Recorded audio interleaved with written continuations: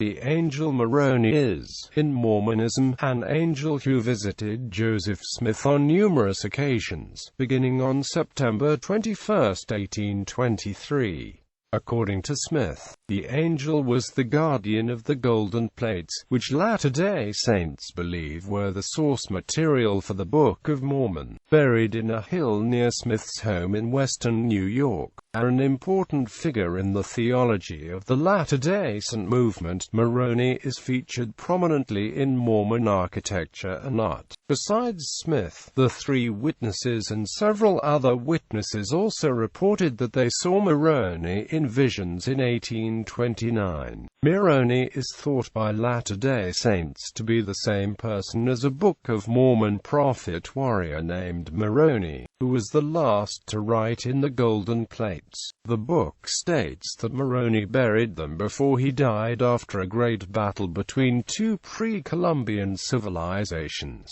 After he died, he became an angel who was tasked with guarding the golden plates and directing Smith to the location in the 1820s. According to Smith, he returned the golden plates to Moroni after they were translated and, as of 1838, Moroni still had the plates in his possession.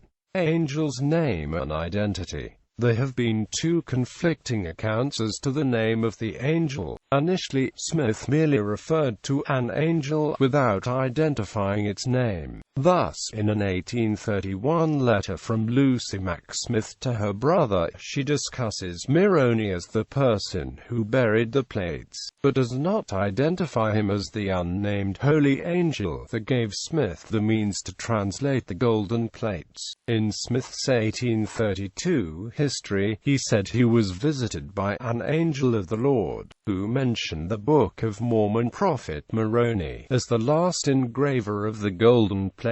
However, Smith's account did not say whether or not the angel was referring to himself as Moroni.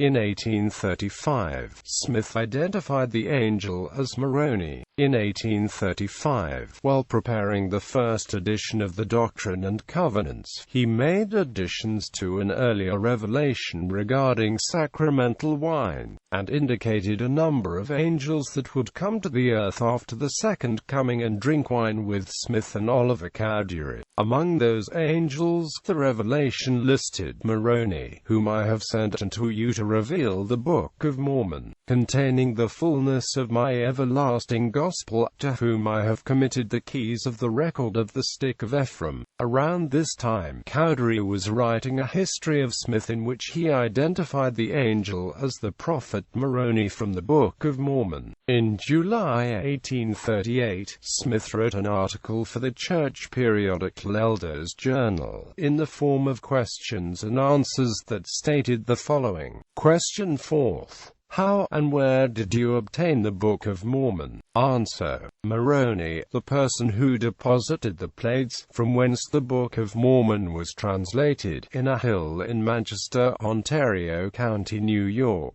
As a resurrected being, appeared unto me, and told me where they were, and gave me directions how to obtain them. However, on May 2, 1838, a few months before Smith's statement in Elders Journal, Smith began dictating a church history that included a detailed account of his visits from the angel. In this text, Smith identified the angel as Nephi, which is the name of the Book of Mormon's first narrator. Smith's 1838 identification as Nephi was left unchanged when the 1838 history was published in 1842 in Times and Seasons, which Smith edited himself, and in Millennial Star. In the latter, an editorial referred to the 1823 vision and praised the glorious ministry and message of the angel Nephi. After Smith's death, the identification as Nephi was repeated when the Church of Jesus Christ of Latter-day Saints published its first edition of the Pearl of Great Price. It was also repeated in 1853 when Smith's mother Lucy Mack Smith published a history of her son. As a further complication, Mary Whitmer, mother to one of the 3 witnesses and 4 of the 8 witnesses,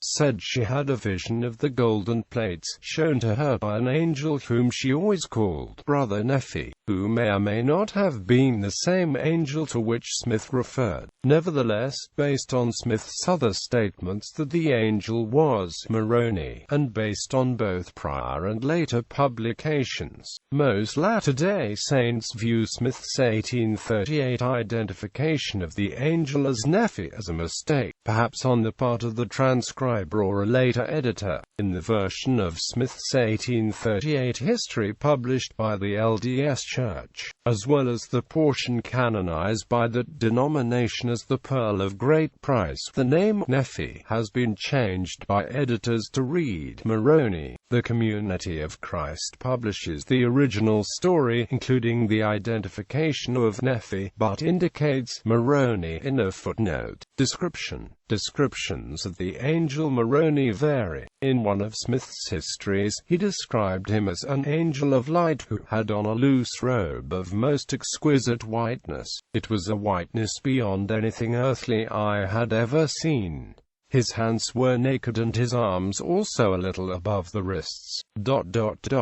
Not only was his robe exceedingly white, but his whole person was glorious beyond description. According to Smith's sister Catherine, the angel was dressed in white raiment, of whiteness beyond anything Joseph had ever seen in his life, and had a girdle about his waist.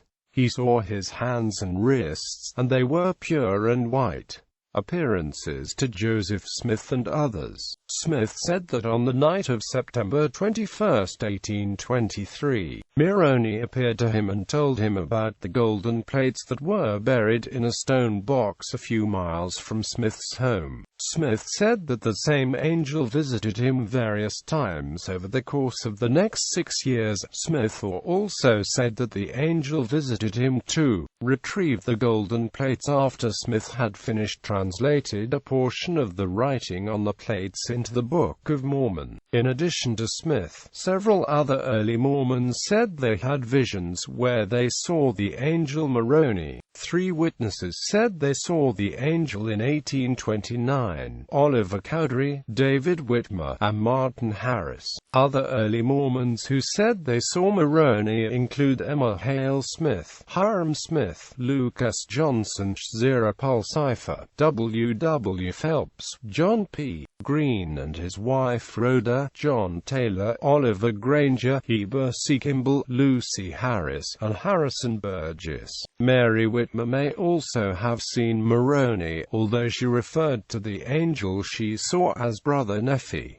Mortal life of Moroni the prophet. According to the Book of Mormon, Moroni was the son of Mormon, the prophet for whom the Book of Mormon is named. Moroni may have been named after Captain Moroni, an earlier Book of Mormon figure. Before Mormon's death in battle, he passed the golden plates to Moroni. Moroni then finished writing on the plates and concluded the record, presumably burying them in the Hill Cumorah in western New York. Theological significance. Because of his instrumentality in the restoration of the Gospel, Moroni is commonly identified by Latter-day Saints as the angel mentioned in Revelation chapter 14 verse 6, having the everlasting gospel to preach unto them that dwell on the earth, and to every nation, and kindred, and tongue, and people. The image of the angel Moroni blowing a trumpet is commonly used as an unofficial symbol of the LDS Church. Moroni appears on the cover of some editions of the Book of Mormon. Statues of the angel stand atop many LDS temples, with most statues facing eastward. In 2007, the LDS Church claimed that an image of the angel Moroni in an advertisement violated one of the church's registered trademarks.